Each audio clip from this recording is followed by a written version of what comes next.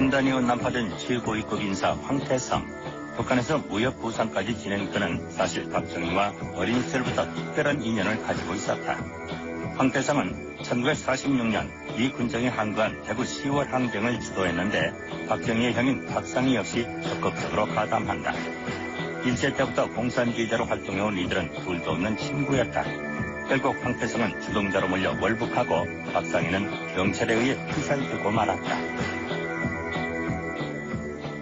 훗날 박정희는 가장 존경하는 인물이 바로 독립운동을 하던 형 박상희라고도 했는데 그 친구였던 황태성과의 교분 또한 두터운 것이었다. 더욱이 46년 대구 10월 항쟁 당시 박상희의 죽음은 그 후 박정희에게 커다란 영향을 미친다. 박정희의 사회주의적인 사상이 표출되게 된 것은 역시 1946년에 귀국하게 되면서 형 박상희가 그 당시 이 구미에서 이 인민당의 이 지도자로서 상당히 큰 영향력을 가지고 있었던 그런 상황을 직면하게 되면서 결과적으로는 사회주의에 이 눈을 뜨게 된다고 볼 수 있겠습니다. 그 후 박정희는 국군 내 남로당 일원으로 활동하게 된다. 그리고 1948년에 여선 반란 사건이 일어난다. 국군 내 남로당 세력이 무장 봉기한 사건으로 제주 4.3 항쟁에 진압을 명령받은 국군 14연대가 오히려 좌익 세력 대화에 역수를 장악했던 것인데 반란군이 진압되자 이번엔 이른바 군내 빨갱이를 색출하려는 대대적인 숙군이 시작됐다. 숙군 과정에서 중요한 것은 개개인의 좌익 혐의 여부보다 군 내부에 뿌리 박힌 남로당 조직체계였다. 이때 등장한 사람이 박정희 소령이다. 여선 진압으로 위해 파견된 광주 작전참모본부에서 정보장교로 근무하던 박정희의 남로당에서의 위치는 군사총책. 입당과 동시에 우리가 지금 기억하기에는 남로당 총책으로 남로당에서 임명을 했지. 박정희는 자기 중씨가 공산당원이었고 희생자이기 때문에 아마 혁명가 가족이라고 해서 안심하고 시켰을 나이도 모릅니다. 그런 신뢰관계가 있고 개인적인 신뢰관계가 있습니다.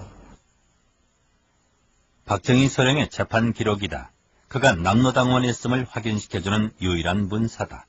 그의 제목은 반란 기도제와 군병력 제공죄.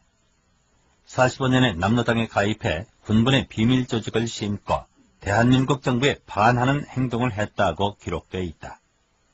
그러나 박정희는 군사총책이라는 직함에도 불구하고 숙군 중에 살아남는다. 어떻게 가능했을까? 그 시초에는요, 이 남로당의 그 전모를 몰랐어요, 군내 조직을. 근데 그분을 조사함으로써 전모의 일부가 드러났어요. 근데 박정희 사람이 군내 조직 체계를 우리한테 제공을 했습니다. 사람 이름을 전부 적는 것보다는 더 중요한 게 조직 체계입니다. 그래서 처음으로 조직 체계를 우리가 알 수 있었다는 사실이죠. Three people, one young duck, Paksanya, and me.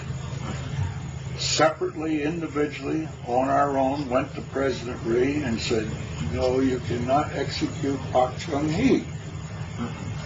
See, President Rhee had assigned me the responsibility of reporting to him on Pak Chung-hee's court-martial.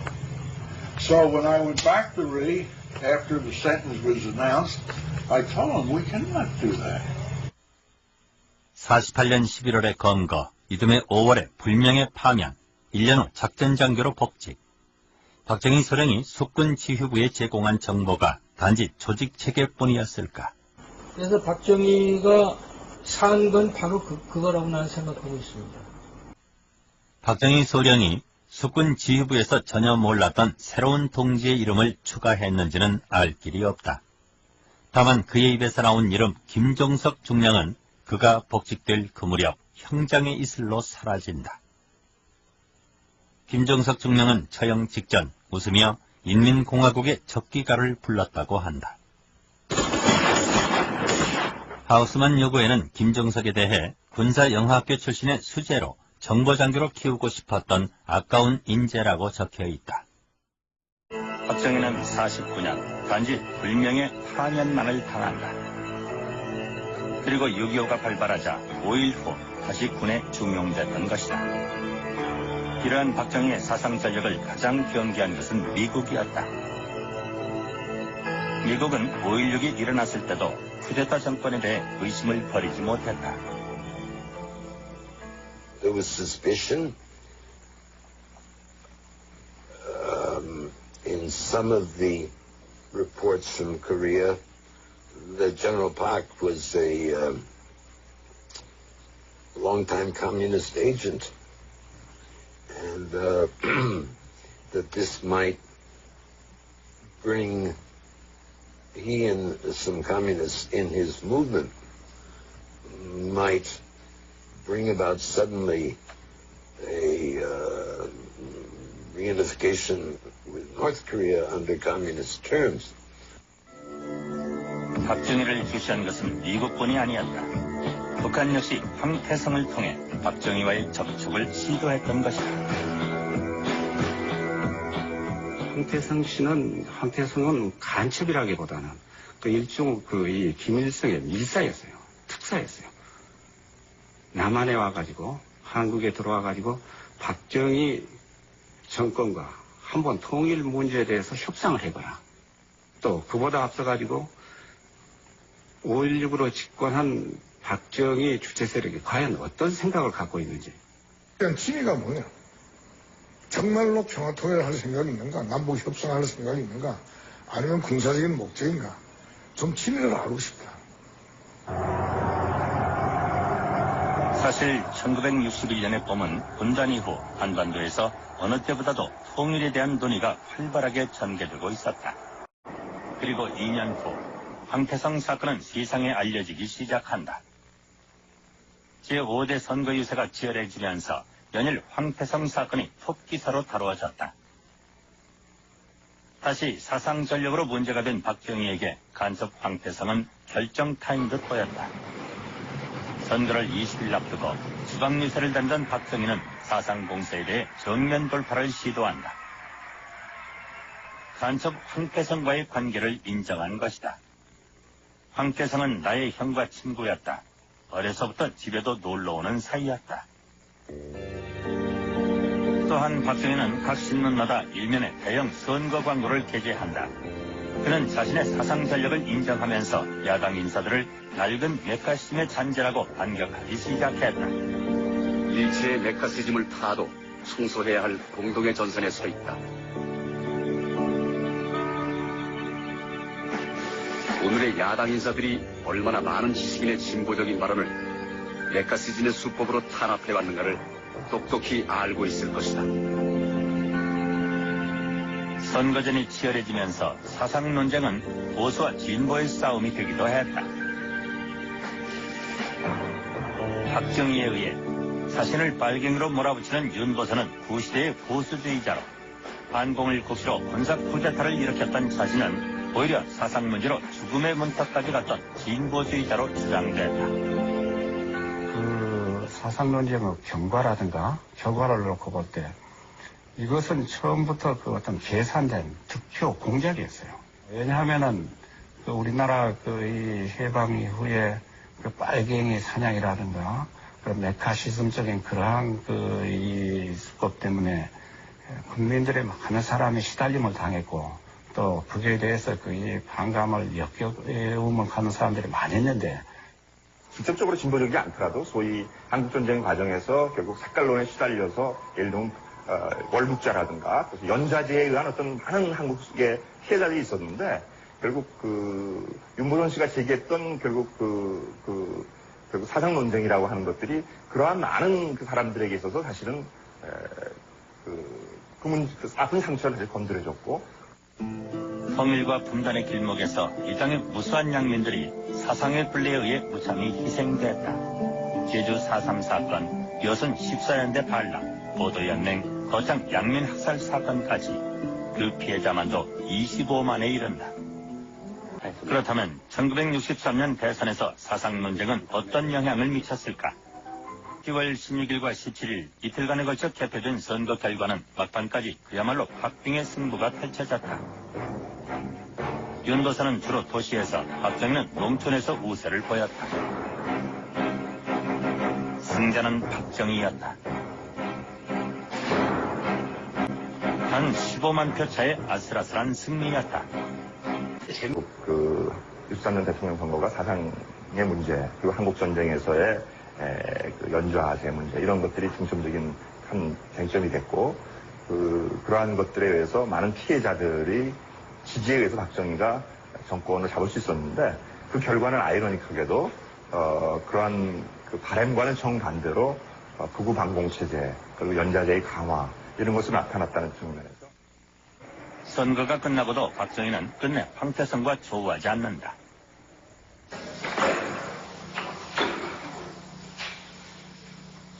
오히려 황태성에게 전해진 것은 대법원에서의 사형 확정 판결이었다. 그리고 63년 12월 14일 황태성은 총사령에 처해진다.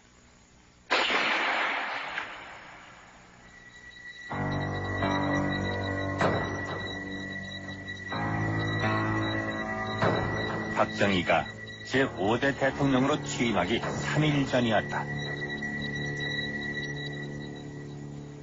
사형 집행하지 않고는 취임사하기 힘들었다는 거 알겠어. 내 생각에. 집행하고 취임사. 그것이 무엇을 뜻합니까? 그래서 그때 이제 보면 알지만은 대남 비방 방송을 하지 않다가 황태성 사형 집행 이후에 대남 공개를 합니다. 왜 죽임에 한 뜻합니다. 1963년 9월 25일 제5대 대통령 선거를 20여일 앞두고 있을 때였다. 선거가 막바지에 다다르면서 윤도선과 박정희 두 후보 사이에 박빙의 승부가 펼쳐지고 있었다. 쿠데타 이후 군복을 벗고 출마한 박정희, 인정이양이라는 약속을 어겼음에도 불구하고 그가 선전하고 있었다. 그때 윤도선이 사상논쟁의 포문을 열고 나섰다. 아무래도 박정희 사상이 의심스럽다는 것이었다. 3천만의 이름으로 박정희의 사상을 규탄한다. 박정희는 자유민주주의자가 아닌 것이 뚜렷하다. 나는 사대주의적 민주주의가 아닌 민족적 민주주의를 실현하자는 것이다. 공산주의자들이 혁명을 할 때 민족적 민주혁명이라고 한다. 나는 메카시즘이란 후라이팬에 달달 볶아 새빨간 빨갱이를 만들려는 수법이다. 박정희의 사상을 놓고 연일 폭로와 반박이 이어졌다. 아예 공화당과 박정희를 공산주의 집단으로 몰아붙이는 루머들도 난무했다. 무엇보다 박정희를 위해 김종필이 사전 조직한 공화당이 바로 공산당 자금에 의해 만들어졌다는 것이었다. 그리고 그 배후에 북한의 고위급 인사 황태성이 있었다. 그가 간첩으로 내려와 박정희와 김종필을 접촉했다는 주장이었다. 서울 일원에 이 폐삐라가 부러졌어요. 그 삐라에서 황태성 사건이 처음으로 거론돼가지고 정부는 황태성 사건에 대해서 규명을 하라. 그 진상을 밝혀라. 이렇게 삐라를 뿌려가지고 삐라에서 그거 밝혀졌죠. 이북에는 김일성이가 있고 남한에는 박정희가 있다. 이북에는 공산당이 있고 남한에는 공화당이 있다. 이런 식으로. 박정희도 3번 만났다. 어디서 만났냐? 반도 호텔, 800몇 통강, 그러니까 고무성도 박정희 정권에 대해서 very questionable. 이거 이렇게 되면 곤란하다 하는 걸 해가지고 신경을 많이 썼죠. 그 음모까지도 도사리고 있었다고 생각을 합니다. 저는 일체 그 사람 만난 일도 없습니다. 해방 후 번갈아 육군 참모총장을 지내던 두 사람 모두 봉천 군관학교 출신들이었다. 박정희 정권에서 국무총리와 국회의장까지 역임했던 정일관. 그는 만주국 헌병대 소좌로 조선인 출신 중 단연 선두주자였다. 헌병대의 주 임무는 항일 무장 세력들을 색출하는 것으로 동포들의 원성이 자자했다. 43년에 이 정일권이가 여기 이만두 연변 현병 대사령부 사령관 최고급이죠. 현병대 7항이 정부활동 이런 거 수직하고 이런 거 진행하고 그러니까 이게 나지없이 문제 있다. 사령까지 되다니까 그게 소선 사람이 현병대 현병대 사령이 되다니 간단합니까? 정일권 같은 분 그 완전 철두철미한 일본 제국주의에 가담한 사람이니까 그 우리의 원수라고 보죠 여기선. 만주국 헌병대와 함께 가장 악명이 높았던 것은 당시 안도현에 있던 간도 특설대였다. 간도 특설대의 병력은 2개대대군. 부대장만 일본인이고 장교와 병사들 모두 조선인이었다고 한다. 이 특설대 창설을 제안한 것도 만주국 참의를 지냈던 친일파 이범익이었다. 특설부대를 그래 조직한 겁니다. 38년에 12월 달에 아마 조직했습니다. 왜 조직했냐? 조선 사람에서 조선 사람 통치해야 된다. 조선 사람 반일부대는 조선 사람이 해야 된다. 이래서 기호하라 이범익이가 저걸 주장했어요.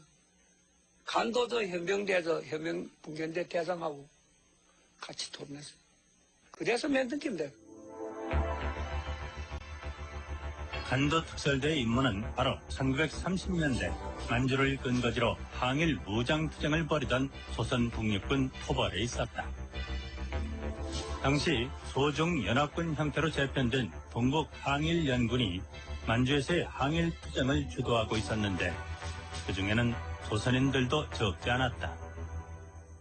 이 간도 특설대라는 것은 아주 독특한 조직이에요. 이게 공식 조직이면서 동시에 또 별동 조직이기도 합니다.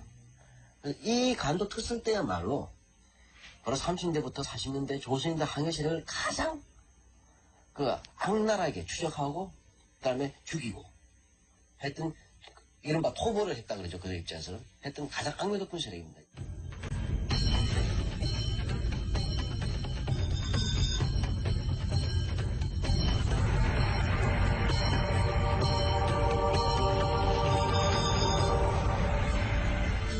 한왕의 군대를 자임한 간도 특설대 장교 중에는 군관학교 출신들이 많았는데 백선엽이 그 대표적인 인물이다. 백선엽은 그의 자전적 회고록에서 군관학교 졸업 후 간도 특설대에 3년 동안 복무했다고 밝혔으나 그와 관련된 공식 인터뷰는 거절했다. 일제에 협력했던 만주 인맥들은 해방된 조국에서 다시 주도 세력으로 부상한다. 이 땅의 새 주인이 된 미 군정에게는 친일파 청산보다는 혼란을 수습하는 것이 먼저였다. 대한민국 10대제 친일파 청산하려는 법안이 남조선 가덕 입법 의원에서 나왔어요. 이거 미 군정이 거부하는 겁니다. 그래서 미 군정이 거부를 하는 바람에 실패하고 그래서 대한민국이 건국되는 그 순간에는 미 군정이 심어놨던 친일파들의 군, 정치계, 경찰, 법조계 다 장악을 해버렸어요. 거기다 국내에 정치적 기반이 없던 이승만이 만주군 출신들을 자신의 친위대로 대거 등용했다. 첫째는 그 이승만의 정치적인 야욕이 아무래도 광복군 독립군은 김구 선생 쪽이고 자기하고는 입장이 다르잖아요. 자기를 지지하는 세력하고는. 그렇기 때문에 친일 세력을 등용하면은 약점이 크기 때문에 아주 부려먹기 쉽단 말입니다. 그냥 누구 죽여하면 죽일 수도 있고 엎드려 하면 엎드려 있을 수도 있고. 이후 한민 특유에 의해 친일파 청산이 시도됐지만 만주의 친일 혐의자에 대한 조사는 절대적인 시간과 정보의 부족으로 끝내 이루어지지 못했다. 이렇게 해방정국에서 말을 갈았던 만주군 출신들은 한국전쟁을 계기로 군을 장악하게 된다. 일본 헌병대 소자로 해방을 맞은 정일관은 육군 참모총장에 간도 특설대 출신의 백선엽 역시 육군 참모총장의 최연소 사성장군, 만주군 군의관이었던 원영덕은 초대 헌병사령관, 안동군 헌병대 출신으로 항일 세력들을 색출했던 김창룡은 육군 특무대장에 오른다. 이들이 승승장구할 수 있었던 것은 무엇보다도 이승만의 친위대 역할을 충실히 해냈기 때문이었다. 사실 1961년의 봄은 분단 이후 한반도에서 어느 때보다도 통일에 대한 논의가 활발하게 전개되고 있었다. 그리고 2년 후 황태성 사건은 세상에 알려지기 시작한다. 제5대 선거 유세가 치열해지면서 연일 황태성 사건이 톱기사로 다루어졌다. 다시 사상 전력으로 문제가 된 박정희에게 간첩 황태성은 결정타인 듯 보였다. 선거를 20일 앞두고 수박 유세를 단단 박정희는 사상 공세에 대해 정면 돌파를 시도한다. 간첩 황태성과의 관계를 인정한 것이다. 황태성은 나의 형과 친구였다. 어려서부터 집에도 놀러오는 사이였다. 또한 박정희는 각 신문마다 일면에 대형 선거 광고를 게재한다. 그는 자신의 사상 전력을 인정하면서 야당 인사들을 낡은 메카시즘의 잔재라고 반격하기 시작했다. 일체의 메카시즘을 타도 청소해야 할 공동의 전선에 서 있다. 오늘의 야당 인사들이 얼마나 많은 지식인의 진보적인 발언을 메카시즘의 수법으로 탄압해왔는가를 똑똑히 알고 있을 것이다. 선거전이 치열해지면서 사상 논쟁은 보수와 진보의 싸움이 되기도 했다. 박정희에 의해 자신을 빨갱이로 몰아붙이는 윤보선은 구시대의 보수주의자로 반공을 국시로 군사 쿠데타를 일으켰던 자신은 오히려 사상 문제로 죽음의 문턱까지 갔던 진보주의자로 주장됐다. 그 사상 논쟁의 경과라든가 결과를 놓고 볼 때 이것은 처음부터 그 어떤 계산된 득표 공작이었어요. 왜냐하면은 그 우리나라 그 이 해방 이후에 그 빨갱이 사냥이라든가 그 메카시즘적인 그러한 그 이 수법 때문에 국민들의 많은 사람이 시달림을 당했고 또 그에 대해서 그 이 반감을 역겨움을 하는 사람들이 많았는데 직접적으로 진보적이지 않더라도 소위 한국전쟁 과정에서 결국 색깔론에 시달려서 예를 들면 월북자라든가 연좌제에 의한 어떤 많은 한국의 피해자들이 있었는데 결국 그 윤보선 씨가 제기했던 결국 결국 사상 논쟁이라고 하는 것들이 그러한 많은 그 사람들에게 있어서 사실은 그 아픈 상처를 사실 건드려줬고 통일과 분단의 길목에서 이 땅의 무수한 양민들이 사상의 굴레에 의해 무참히 희생됐다. 제주 4.3 사건, 여순 14연대 반란, 보도연맹, 거창 양민 학살 사건까지 그 피해자만도 25만에 이른다. 그렇다면 1963년 대선에서 사상 논쟁은 어떤 영향을 미쳤을까? 10월 16일과 17일 이틀간에 걸쳐 개표된 선거 결과는 막판까지 그야말로 박빙의 승부가 펼쳐졌다. 윤보선은 주로 도시에서, 박정희는 농촌에서 우세를 보였다. 승자는 박정희였다. 단 15만 표 차의 아슬아슬한 승리였다.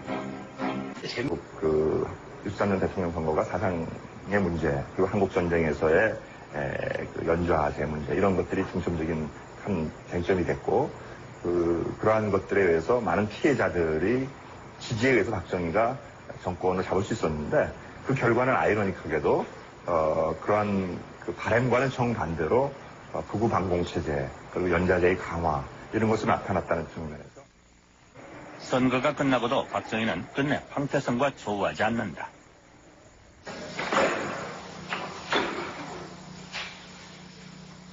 오히려 황태성에게 전해진 것은 대법원에서의 사형 확정 판결이었다. 그리고 63년 12월 14일 황태성은 총사령에 처해진다.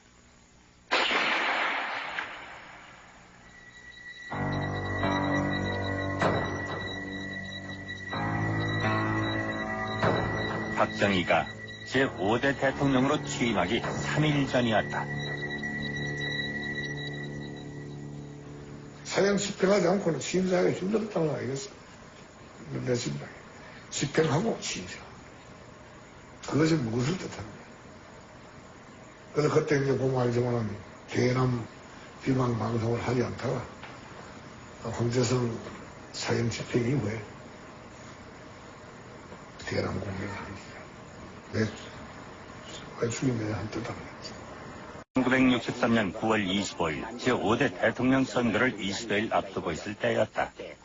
선거가 막바지에 다다르면서 윤부선과 박정희 두 후보 사이에 박빙의 승부가 펼쳐지고 있었다. 쿠데타 이후 군복을 벗고 출마한 박정희, 인정이양이라는 약속을 어겼음에도 불구하고 그가 선전하고 있었다. 그때 윤부선이 사상 논쟁의 포문을 열고 나섰다. 아무래도 박정희 사상이 의심스럽다는 것이었다. 3천만의 이름으로 박정희의 사상을 규탄한다. 박정희는 자유민주주의자가 아닌 것이 뚜렷하다. 나는 사대주의적 민주주의가 아닌 민족적 민주주의를 실현하자는 것이다. 공산주의자들이 혁명을 할 때 민족적 민주혁명이라고 한다. 나는 메카시즘이란 후라이팬에 달달 볶아 새빨간 빨갱이를 만들려는 수법이다. 박정희의 사상을 놓고 연일 폭로와 반박이 이어졌다. 아예 공화당과 박정희를 공산주의 집단으로 몰아붙이는 루머들도 난무했다. 무엇보다 박정희를 위해 김종필이 사전 소식한 공화당이 바로 공산당 자금에 의해 만들어졌다는 것이었다. 그리고 그 배후에 북한의 고위급 인사 황태성이 있었다. 그가 간첩으로 내려와 박정희와 김종필을 접촉했다는 주장이었다. 서울 일원에 이 폐삐라가 부러졌어요. 그 삐라에서 황태성 사건이 처음으로 거론돼가지고 정부는 황태성 사건에 대해서 규명을 하라. 그 진상을 밝혀라. 이렇게 삐라를 뿌려가지고 삐라에서 그거 밝혀졌죠. 분단 이후 난파된 최고위급 인사 황태성. 북한에서 무역 부상까지 지낸 그는 사실 박정희와 어린 시절부터 특별한 인연을 가지고 있었다. 황태성은 1946년 이 군정에 항거한 대구 10월 항쟁을 주도했는데 박정희의 형인 박상희 역시 적극적으로 가담한다. 일제 때부터 공산주의자로 활동해온 이들은 둘도 없는 친구였다. 결국 황태성은 주동자로 몰려 월북하고 박상희는 경찰에 의해 피살되고 말았다. 훗날 박정희는 가장 존경하는 인물이 바로 독립운동을 하던 형 박상희라고도 했는데 그 친구였던 황태성과의 교분 또한 두터운 것이었다. 더욱이 46년 대구 10월 항쟁 당시 박상희의 죽음은 그 후 박정희에게 커다란 영향을 미친다.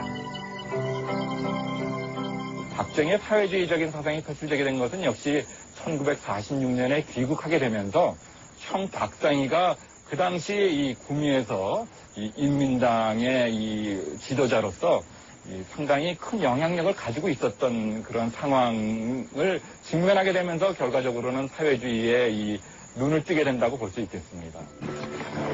그 후 박정희는 국군 내 남로당 일원으로 활동하게 된다.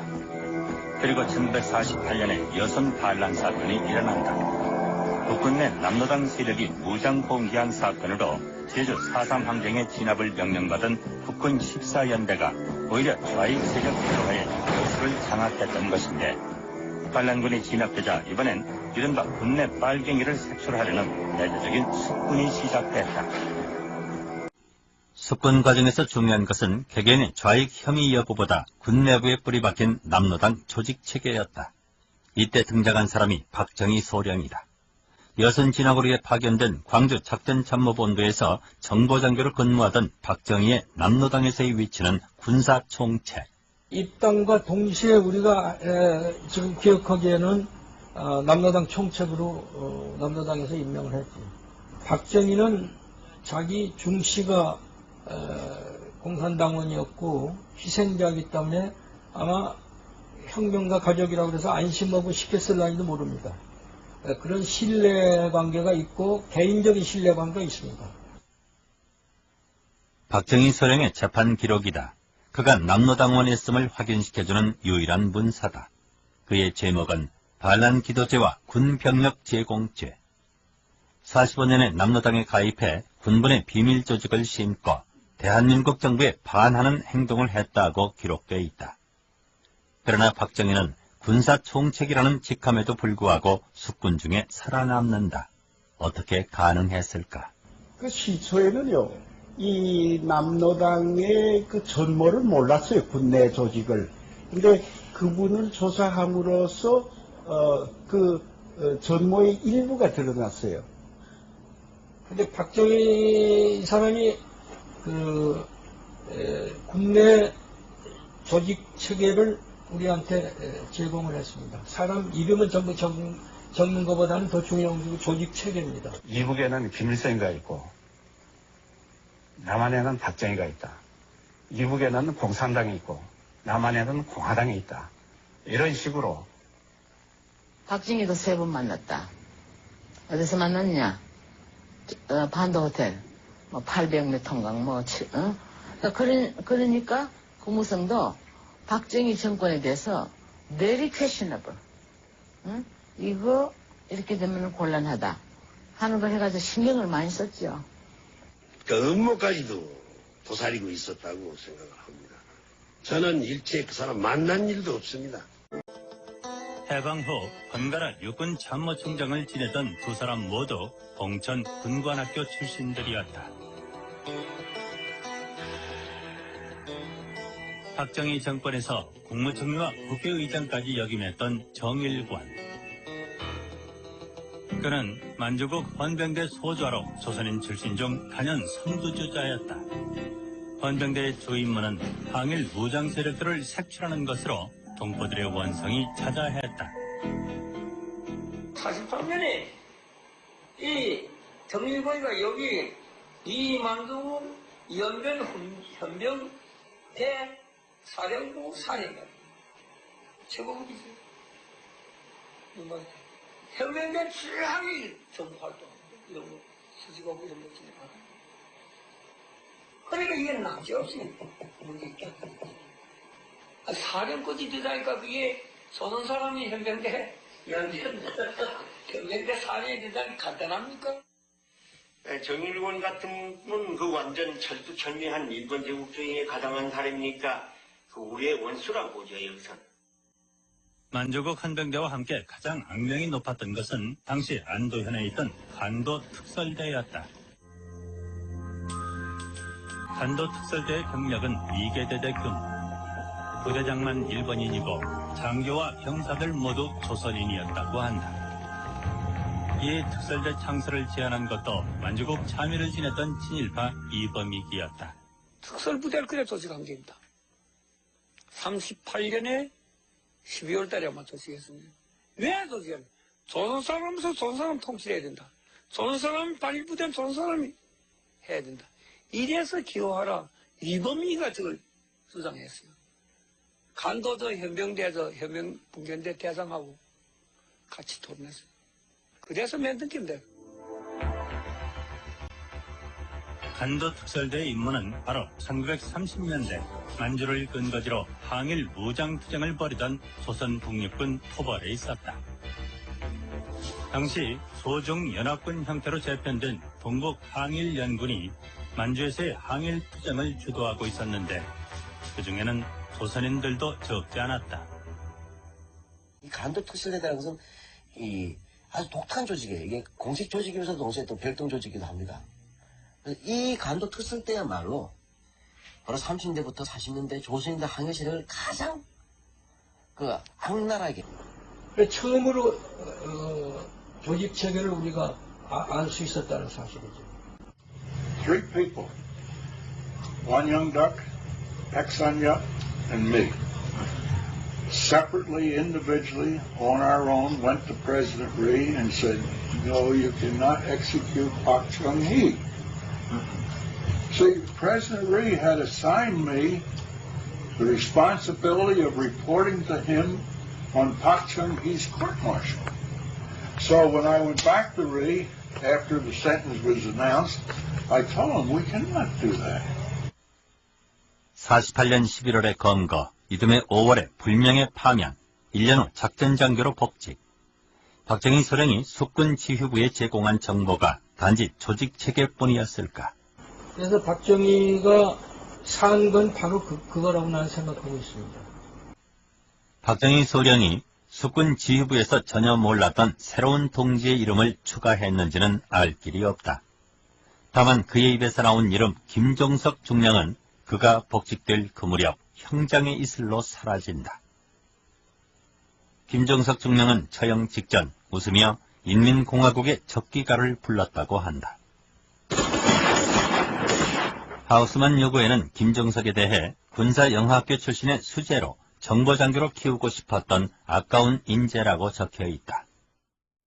박정희는 49년 단지 불명예 파면만을 당한다. 그리고 6.25가 발발하자 5일 후 다시 군에 중용됐던 것이다. 이러한 박정희의 사상 전력을 가장 경계한 것은 미국이었다. 미국은 5.16이 일어났을 때도 쿠데타 정권에 대해 의심을 버리지 못했다. There was suspicion in some of the reports from Korea that General Park was a longtime communist agent, and that this might bring he and some communists in his movement might bring about suddenly a reunification with North Korea under communist terms. 박정희를 주시한 것은 미국뿐이 아니었다. 북한 역시 황태성을 통해 박정희와의 접촉을 시도했던 것이다. 황태성은 간첩이라기보다는 그 일종 이 김일성의 밀사였어요. 특사였어요. 남한에 와가지고 한국에 들어와가지고 박정희 정권과 한번 통일 문제에 대해서 협상을 해봐야. 또 그보다 앞서가지고 5.16으로 집권한 박정희 주체 세력이 과연 어떤 생각을 갖고 있는지. 그냥 취미가 뭐냐? 정말로 평화 통일을 할 생각이 있는가? 남북 협상할 생각이 있는가? 아니면 군사적인 목적인가? 좀 취미를 알고 싶다.